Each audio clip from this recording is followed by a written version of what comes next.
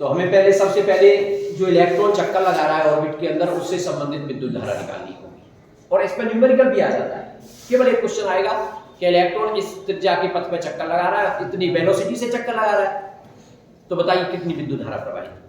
अब पहले सबसे पहले अलग समझ लीजिए एक पॉइंट को कि विद्युत धारा कैसे निकाली जाती है। विद्युत धारा क्या होती है भाई? आवेश बटे समय। अब जब इलेक्ट्रॉन चक्कर लगा रहा है तो आवेश कितना है? इलेक्ट्रॉन के आवेश के बराबर यानी E। अब बात आती है कि समय की टाइम क्या लिया जाए, तो टाइम लिया जाता है एक चक्कर में लगा समय, और उसको कहते हैं आवर्तकाल। इसका मतलब इसकी जो विद्युत धारा होगी वो हो जाएगी E/T, जहां T को आप कहोगे आवर्तकाल।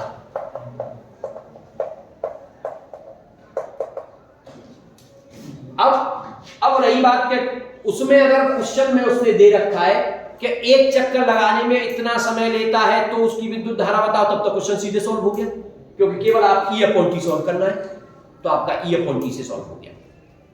या फिर उसने ऐसा कह दिया कि एक सेकंड में इतने चक्कर लगाता है, तो वो हो गई उसकी आवृत्ति, और 1/, आवर्तकाल को आवृत्ति कहते हैं। यानी अगर यहीं से हम चाहें तो फिर उसको लिख सकते हैं NE, जहां n क्या चीज है? n फ्रीक्वेंसी है, आवृत्ति है। क्लियर? इसका मतलब दो तरह के क्वेश्चन सॉल्व करना समझ गए। अगर आवर्तकाल दे रखा है तो संबंधित धारा निकाल सकते हैं, अगर आवृत्ति दे रखी है तो संबंधित धारा निकाल सकते हैं। क्लियर? अब थोड़ा सा और आगे बढ़े। मान लीजिए अब न तो आवृत्ति दे रखी ना आवर्तकाल दे रखा, और फिर भी विद्युत धारा निकालने की बात कर रहा है, तो क्या देगा? तो फिर वो देगा आपको या तो उस इलेक्ट्रॉन की वेलोसिटी देगा, पथ की त्रिज्या देगा। तो वहां से कैसे सॉल्व किया जाएगा क्वेश्चन? तो वहां निकालेंगे हम आवर्तकाल को, और आवर्तकाल होता है समय, और समय बराबर होता है दूरी बटे चार्ज। तो अब अगर आप पुनः अगर आप सॉल्व करने की बात करें तो आवर्तकाल T हो जाएगा समय दूरी बटे चार्ज, और समय है एक चक्कर का, और एक चक्कर में चली गई दूरी होती है परिधि के बराबर। तो एक चक्कर, तो ये हो गई आपकी परिधि यानी 2πr अपॉन में v। तो आप t की जगह पे ये उठा के तो I आपका निकल के आ जाएगा E/T की जगह पे आपका आ गया 2πr और v पहुंच गया। तो ये अपने आप में एक फॉर्मूला आ गया निकल के। यानी कुछ क्वेश्चन आपके इससे सॉल्व हो सकते हैं, कुछ क्वेश्चन आपके इससे सॉल्व हो सकते हैं। मान लीजिए अभी एक न्यूमेरिकल आपके पास आ जाता है कि एक इलेक्ट्रॉन अपनी कुछ कम ले लेते हैं उसको, मान लीजिए 5 × 10⁻⁷ मीटर की त्रिज्या के पथ पर और 2 × 10⁷ मीटर पर सेकंड की वेलोसिटी से चक्कर लगा रहा है, तो बताइए उससे संबंधित विद्युत धारा कितनी होगी? ऐसे करके कोई क्वेश्चन आ जाए, यानी आपको दो चीजें देगा V और R, बाकी ये दोनों तो कांस्टेंट है, तो V और R देगा, आप उससे संबंधित धारा निकाल करके ले आओ। तो पहला जो हमारा टारगेट है वो किसी चक्कर लगाते हुए इलेक्ट्रॉन से संबंधित विद्युत धारा निकालने का, क्योंकि कई बार बोर्ड पे ये क्वेश्चन पूछा गया है। कभी तो आवर्तकाल दे देता है, कभी फ्रीक्वेंसी दे देता है, और कभी आवर्तकाल और फ्रीक्वेंसी न दे करके वेलोसिटी और पथ की त्रिज्या देता है। तो तीनों बातें आपके सामने हैं। अब इन तीनों बातों को आप अच्छी तरीके से समझ लीजिए, ठीक है? लेकिन मेन टारगेट तो हमारा क्या निकालना है? मेन टारगेट है हमारा द्विध्रुव आघूर्ण निकालने का, और द्विध्रुव आघूर्ण का फॉर्मूला है M/IA। और जब हमारा I निकल के आ गया, अब हमें कोई परेशानी नहीं है, क्योंकि अब तो केवल फॉर्मूले में लगाना है I/A में। तो अब हम परमाणु का चुंबकीय द्विध्रुव आघूर्ण निकाल सकते हैं।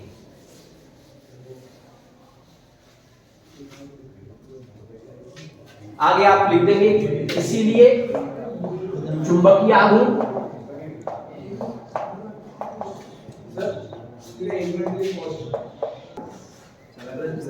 अब चुंबकीय आघूर्ण क्या हो जाएगा? M/IA, और I की वैल्यू आप निकाल ही चुके भाई, तो इसको इक्वेशन फर्स्ट मानते हुए I की ये वाली वैल्यू आप यहां पुट कर लीजिए। M सॉल्व हो गया जाएगा EV/2πr × A, और A की वैल्यू होती है πr²। A की वैल्यू पुट कर लो, EV/2πr × πr, पाई से पाई कैंसिल हो गया, एक r से r कैंसिल, m की वैल्यू आ गई 1/2 EVr। इस तरीके से आपके पास चक्कर लगाते हुए इलेक्ट्रॉन की वजह से इलेक्ट्रॉन के कारण किसी परमाणु का चुंबकीय आघूर्ण निकल करके आ गया। अब अगर चुंबकीय आघूर्ण का न्यूमेरिकल पूछे तो आपके पास V और R यही दोनों होने चाहिए, ठीक है ना। आप V R लगा करके M की वैल्यू निकाल देंगे, M की वैल्यू निकल के आ जाएगी। लेकिन टॉपिक यही खत्म नहीं होता है, इस टॉपिक को हमें अभी लिंक करना है। कभी कभी क्या होता है, इस चुंबकीय द्विध्रुव आघूर्ण को वो कोणीय संवेग से लिंक करवा लेता है कि उसका कोणीय संवेग के साथ में रिलेशन बताइए, ठीक है ना। तो अब हम इसको कोणीय संवेग के साथ रिलेट और करेंगे। तो एक ये फॉर्मूला भी हमारा इंपॉर्टेंट है, इसका भी हमें ध्यान रखना है। अब बात करते हैं, थोड़ा सा आगे बढ़ते हैं और कोणीय संवेग पे चलते हैं। ये बात यही खत्म हो गई, इसको इक्वेशन नंबर 2 हमने डाल दिया। अब इसको कोणीय संवेग से लिंक करना चाहते हैं हम, तो कोणीय संवेग के बेसिक कॉन्सेप्ट पे चलना पड़ेगा। 11वीं क्लास में हमने कोणीय संवेग को क्या पढ़ा था? कोणीय संवेग होता था रेखीय संवेग के आघूर्ण को कोणीय संवेग कहते हैं, और आघूर्ण शब्द जिसमें लगता है उसका मतलब है रेखीय संवेग और लंबवत दूरी का गुणनफल। अब इलेक्ट्रॉन जब चक्कर लगा रहा है और किसके अबाउट में? किसी अक्ष के अबाउट में, तो इलेक्ट्रॉन चक्कर लगा रहा है तो उसकी अक्ष से जो लंबवत दूरी है वो त्रिज्या के बराबर हो जाएगी। इसका मतलब यहां पर जो कोणीय संवेग होगा, तो कोणीय संवेग आप जब निकालेंगे, इसका चक्कर लगाते हुए इलेक्ट्रॉन का कोणीय संवेग, तो कोणीय संवेग कुछ बुकों में जे से और कुछ बुक में एल से डिनोट करते हैं, तो जे ले लेते हैं। चलिए, तो जे इक्वल टू हो जाएगा रेखीय संवेग का आघूर्ण, और रेखीय संवेग होता है mv, p equal to mv, और आघूर्ण, आघूर्ण का मतलब परपेंडिकुलर डिस्टेंस का मल्टीप्लाई, तो इनटू r। तो जे की वैल्यू निकल के आ गई यहां से mvr। अब हमें इसको लिंक करना था, इससे एक काम करते हैं, vr की वैल्यू निकाल के यहां से और इस इक्वेशन में पुट कर देते हैं। तो vr आपका आ गया j/m, और इसे उठा के पुट कर दिया समीकरण नंबर 2 में। तब कैपिटल M कितना हो जाएगा? Capital M equal to 1/2e, और vr की जगह पे हमने पुट कर दिया j/m, यानी m इक्वल टू हो गया ej/2m। ये स्मॉल m जो है ये मास ऑफ इलेक्ट्रॉन है, स्मॉल m शुरू में लिख के चले हम, ये मास ऑफ इलेक्ट्रॉन है, और कैपिटल M जो निकल करके आया आपका ये चुंबकीय आघूर्ण है। तो अब और थोड़ा सा हम आगे बढ़ लें भाई, हमने विद्युत धारा निकाली पहले घूमते हुए इलेक्ट्रॉन की वजह से, विद्युत धारा को भी 2-3 फॉर्मेटों में समझा, उसके बाद हमने उसके लिए चुंबकीय द्विध्रुव आघूर्ण निकाला, और फिर चुंबकीय द्विध्रुव आघूर्ण को हमने कोणीय संवेग के साथ में लिंक कर दिया। कभी कभी इसका सदिश रूप भी दिखाने के लिए कह देता है कि भाई सदिश रूप भी दिखाइए, और सदिश रूप की जब बात आएगी तो तुम्हें डायरेक्शन की बात करनी होगी, दिशा को समझना होगा। और देखिए, दिशा समझना ही स्टूडेंट के लिए टिपिकल लगता है, तो दोनों की दिशा पे बात करनी है हमें, जे की दिशा पर भी बात करनी है और हमें एम की दिशा पर भी बात करनी है। तो एम की दिशा की बात करें तो अभी अभी डिस्कस किया था मैंने थोड़ी देर पहले कि भाई एम की दिशा क्या होती है? वो होती थी साउथ से नॉर्थ की तरफ, बस ये दिमाग में रखना है आपको। अब साउथ और नॉर्थ कैसे बनते हैं उस बात को लेकर के फिर हम डायरेक्शन निकालेंगे। तो इसमें आइए थोड़ा सा, कैसे दिख रहा है भाई इलेक्ट्रॉन कैसे चक्कर लगा रहा है? Anti clockwise. लेकिन यहीं पे बच्चे जो है कंफ्यूज हो जाते हैं कभी कभी, इलेक्ट्रॉन एंटी क्लॉकवाइज चक्कर लगा रहा है, इसका मतलब इस सर्किट में अगर करंट फ्लो होगी तो वो होगी क्लॉकवाइज, और वो अगर क्लॉकवाइज हो जाएगी तो ये वाला जो फेस हमें दिख रहा है ये वाला फेस बन जाएगा हमारा साउथ। तो कभी कभी स्टूडेंट क्या करता है, वो जैसे देखता है कि एंटी क्लॉकवाइज और उसको नॉर्थ कह देता है, ये इलेक्ट्रॉन के चक्कर लगाने की डायरेक्शन है एंटी क्लॉकवाइज, न कि करंट की, और हमें करंट की चाहिए, और करंट की डायरेक्शन इलेक्ट्रॉन की हमेशा क्या होती है? अपोजिट, विपरीत होती है। इसलिए अगर हमारी इस सर्किट में ये ऐसे करके है, ये ऐसे, तो इसमें अगर हमारी करंट एंटी क्लॉकवाइज है तो वास्तव में इलेक्ट्रॉन एंटी क्लॉकवाइज चक्कर लगा रहा है तो करंट हो गई क्लॉकवाइज, तो ये ऊपर से बन गया साउथ और नीचे की तरफ होगा, तो M कैपिटल M की डायरेक्शन हो गई फ्रॉम साउथ टू नॉर्थ, यानी नीचे की तरफ। तो वास्तव में ये डायरेक्शन हो गई हमारी वेक्टर M की। बताइए ये क्लियर हुआ कि नहीं? यानी M की डायरेक्शन निकालना समझ में आ गया। अब J पे आइए, और J के लिए तो मैं तुम्हें एक बहुत इंपॉर्टेंट बात बता देता हूँ, 11th में भी बताई थी, भूल गई होंगी, लेकिन देखिए J की छोड़िए, कई चीजों की बात बताते हैं। जैसे मान लीजिए कोई पार्टिकल या कोई भी चीज किसी सर्कुलर पाथ पे घूम रही है और ये उसका अक्ष है और वो इस तरह से घूम रही है, मान लीजिए ऐसे करके v वेलोसिटी से r रेडियस के पथ पे ऐसे घूम रही है, तो ये कैसी है भाई? Anti clockwise. जब कोई चीज एंटी क्लॉकवाइज रोटेट करती है और वहां पर तुम्हें डायरेक्शन चाहिए, किस किस की डायरेक्शन चाहिए? मान लो तुम्हें कोणीय विस्थापन की दिशा चाहिए, मान लो तुम्हें कोणीय वेग की दिशा चाहिए, मान लो तुम्हें कोणीय त्वरण की दिशा चाहिए, मान लो तुम्हें बल आघूर्ण की दिशा चाहिए, मान लो तुम्हें कोणीय संवेग की दिशा चाहिए। यानी ऐसे सभी वेक्टर जो घूर्णन से संबंधित होते हैं, चाहे वो कोणीय वेग है, चाहे वो कोणीय त्वरण है, चाहे वो बल आघूर्ण है, चाहे वो कोणीय संवेग है, जो घूर्णन से संबंधित होते हैं, सबकी दिशा हमेशा उस अक्ष पर होती है। सबकी दिशा हमेशा उस अक्ष पर होती है। अगर वो एंटी क्लॉकवाइज घूम रहा है तो सबकी दिशा अक्ष पर ऊपर की तरफ। अल्फा की दिशा भी यही, ओमेगा की दिशा भी यही, टो की दिशा भी यही, जे की दिशा भी यही, सबकी दिशा ऊपर की तरफ। और अगर वो क्लॉकवाइज घूमता है तो सबकी दिशा नीचे की तरफ। बस एक चीज ध्यान रखनी है ये कि अगर कोई पार्टिकल एंटी क्लॉकवाइज घूमता है तो घूर्णन से संबंधित जितने भी हमारे सदिश हैं उन सबकी दिशा ऊपर की तरफ, और अगर क्लॉकवाइज घूमता है तो सबकी दिशा नीचे की तरफ। तो इलेक्ट्रॉन कैसे घूम रहा है भाई? हमारा एंटी क्लॉकवाइज, और एंटी क्लॉकवाइज घूमता है तो दिशा ऊपर की तरफ। इसका मतलब जे की जो डायरेक्शन आई वो डायरेक्शन आई ऊपर की तरफ। तो कुल मिला के हमने बता दिया जे और एम एक दूसरे के विपरीत आ गए। अगर आप इसको सदिश फॉर्मेट में लिखना चाहते हो तो m पर वेक्टर और E/2m और j पर वेक्टर, लेकिन अब आपको यहाँ माइनस साइन लगाना पड़ेगा क्योंकि इनकी दिशा विपरीत है। ये सदिश रूप हो गया इसका। क्लियर भाई? कोई दिक्कत तो नहीं है? तो धीरे धीरे स्टेपों को हम समझ रहे हैं, बड़े टॉपिक हमारा बड़ा हो जाए, लेकिन हम बातों को अलग अलग तरीके से ले रहे हैं कि भाई चक्कर लगाते हुए इलेक्ट्रॉन से संबंधित करंट निकाली, करंट को भी दो फॉर्मेट में निकाला, फिर चुंबकीय द्विध्रुव आघूर्ण को निकाला, फिर चुंबकीय द्विध्रुव आघूर्ण को कोणीय संवेग से लिंक कर लिया और फिर उसका वेक्टर फॉर्म दिखा दिया, उसकी डायरेक्शन को समझते हैं। ठीक है भाई? अब थोड़ा सा और आगे बढ़ते हैं। अब क्या है देखिए, हालांकि उस चैप्टर पे अभी हमारा डिस्कस नहीं हुआ है, लेकिन केमिस्ट्री वगैरह में तुम लोगों ने पढ़ा होगा बोर का परमाणु मॉडल। परमाणु को जानने के लिए कई मॉडल दिए गए, डाल्टन का मॉडल, रदरफोर्ड मॉडल और उसके बाद नील्स बोर का मॉडल। तो नील्स बोर का जो परमाणु मॉडल था उसमें 3 पोस्टुलेट थे, परिकल्पनाएं थी 3। तो 3 जो पोस्टुलेट थे, पहला पोस्टुलेट क्या था कि इलेक्ट्रॉन केवल उन्हीं ऑर्बिटों में चक्कर लगाता है जिनका कोणीय संवेग h/2π का पूर्ण गुणज होता है। ये आपने वहां पे पढ़ा था, h/2π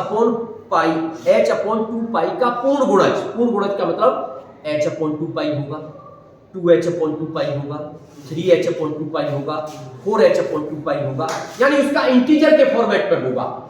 उसमें जब भी h/2π में जब भी गुणा होगा 1 2 3 4 5 6 7 8 9 10 ऐसा गुणा होगा, 1/2 3/2 4/5 फ्रैक्शन के रूप में मल्टीप्लाई नहीं होगा। समझ गए ना? तो जो बोर की परिकल्पना है, थोड़ा सा अब हम वहां से आगे बढ़ते हुए तब और इसको थोड़ा लिंक करते हैं। ठीक है? तो बोर के परमाणु मॉडल के अनुसार या बोर की परिकल्पना के अनुसार अगर हम बात करें, अगेन हम उसको पुनः लेकर के आगे बढ़ा सकते हैं टॉपिक को, तो हम बात कर रहे हैं बोर के परमाणु मॉडल से, बोर की परिकल्पना से। अब वहां भी क्या कह रहा है? कोणीय संवेग, यानी इलेक्ट्रॉन उन्हीं ऑर्बिटों में चक्कर लगाता है। समस्या कहां आई थी? समस्या आई थी रदरफोर्ड मॉडल की। जो ड्रॉबैक थी रदरफोर्ड में, क्या हुआ, उन्होंने चक्कर लगाते समय ये नहीं बताया कि भाई वो जो कक्षाएं होती है, ऑर्बिट होती है, वो निश्चित होती है। इसलिए इन्होंने ये चीज बताई कि इलेक्ट्रॉन जो चक्कर लगाता है वो कुछ कक्षाएं निश्चित होती है और वही होंगी जिसमें उनका कोणीय संवेग। अब कोणीय संवेग को क्या लिख सकता हूं? mvr लिख सकता हूं ना? तो कोणीय संवेग लिख दिया मैंने mvr इक्वल क्या होता है?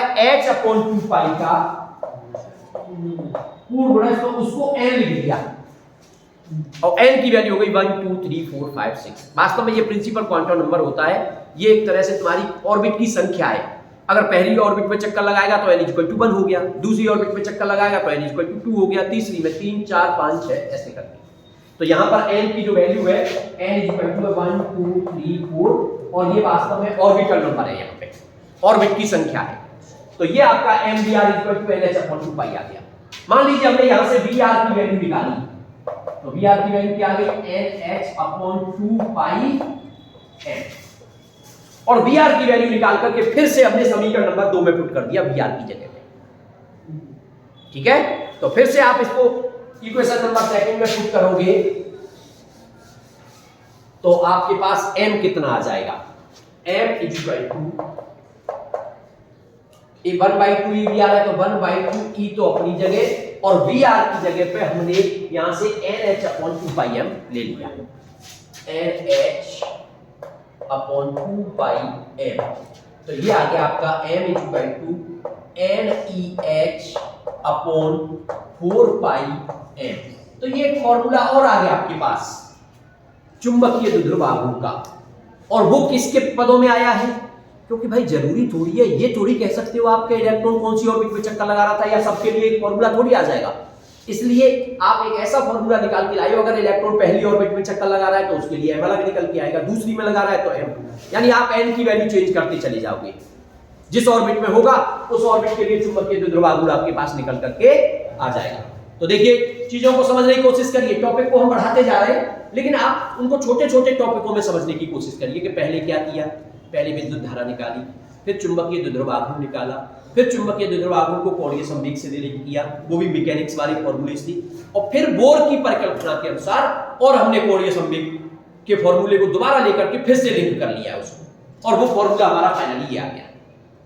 क्लियर भाई, यहां तक कोई दिक्कत तो नहीं है, क्योंकि इससे भी क्वेश्चन पूछा जा सकता है। और वास्तव में यहां तुम देखोगे तो ये एक कांस्टेंट है, केवल इसमें n कांस्टेंट नहीं है, n की वैल्यू अलग अलग हो जाएगी, आप फर्स्ट ऑर्बिट लोगे तो 1 2 3 4, बाकी सब कांस्टेंट है, e constant, h constant, h Planck constant होता है, 4 constant, pi constant, m mass of electron constant, सारी चीजें कांस्टेंट है।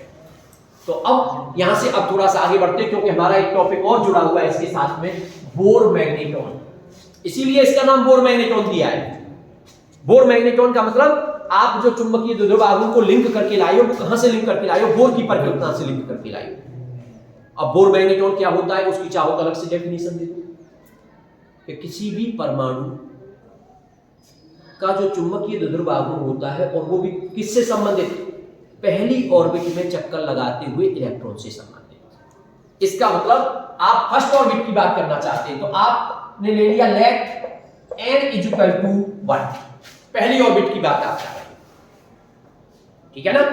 हाइड्रोजन ऑर्बिट की फर्स्ट ऑर्बिट की बात कर रहे हो मान लीजिए आप, तो आपने n इज इक्वल टू 1 ले लिया, तो m की वैल्यू क्या हो जाएगी भाई, EH/4 पाई m, और इसी को बोलते हैं बोर मैग्नेट्रॉन, और इसको आप म्यू बी से डिनोट कर देते हो, इसलिए आप m की जगह पे इसको चाहो तो म्यू बी लिख सकते हो, Bohr magneton, mu B equal to EH/4 pi m। अब ये सब कांस्टेंट है, यानी हाइड्रोजन परमाणु की प्रथम कक्षा फर्स्ट ऑर्बिट में चक्कर लगाते हुए इलेक्ट्रॉन से संबंधित जो चुंबकीय द्विध्रुव आघूर्ण होता है उसी को बोर मैग्नेट्रॉन कहते हैं।